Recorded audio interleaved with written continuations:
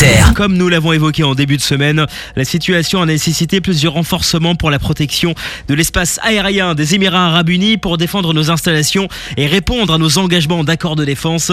Parmi ces renforcements, l'aviation légère de l'armée de terre déploie des hélicoptères Tigre et ils vont pouvoir notamment participer à la lutte anti-drone. En effet, équipés d'un canon de 30 mm capable de tirer jusqu'à 700 coups par minute, de roquettes guidées et laser d'une portée d'environ 5 km, ces hélicoptères peuvent intervenir au plus près du terrain et s'adapter rapidement à des cibles de petite taille comme les drones. Des réponses souples et adaptées face aux menaces de la région, de plus en plus nombreuses et toujours sur le plan opérationnel.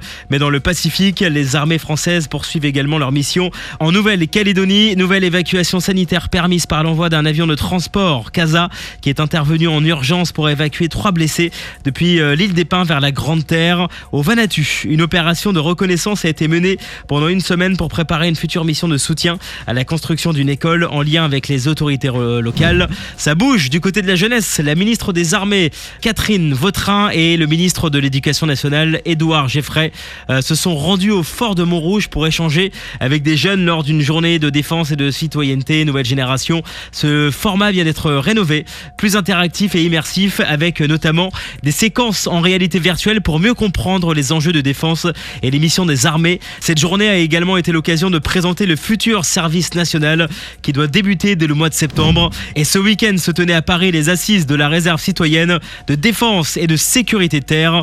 La réserve citoyenne, ce sont des bénévoles issus de la sécurité civile qui s'engagent aux côtés des armées pour faire le lien avec la population. Et pour cette 5e édition, l'accent a été mis par l'armée de terre sur la jeunesse. Le sujet central, le rôle de ces réservistes citoyens pour créer du lien et donner l'envie de s'engager, quelle que soit la forme de l'engagement. Les armées mènent les batailles, mais ce sont les nations qui gagnent les guerres, comme l'a rappelé le général Schill, chef d'état-major de l'armée de terre. Un rappel que la défense dépasse le cadre strictement militaire et les réservistes citoyens y prennent toute leur place en s'engageant au contact de la jeunesse.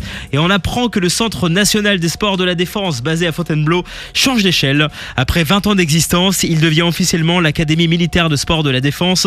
Un changement de nom, mais surtout une montée en puissance. L'ambition, renforcer son rôle de pôle d'expertise dans le domaine du sport militaire et de la préparation physique opérationnelle au profit de plus de 300 000 militaires des armées dans la gendarmerie. L'Académie devient aussi un lieu de réflexion, d'innovation et d'enseignement autour du sport au service de l'efficacité opérationnelle. Sur terre, sur mer, comme dans les airs. Skyrock PLM, en équipe avec Uneo, la mutuelle des forces armées.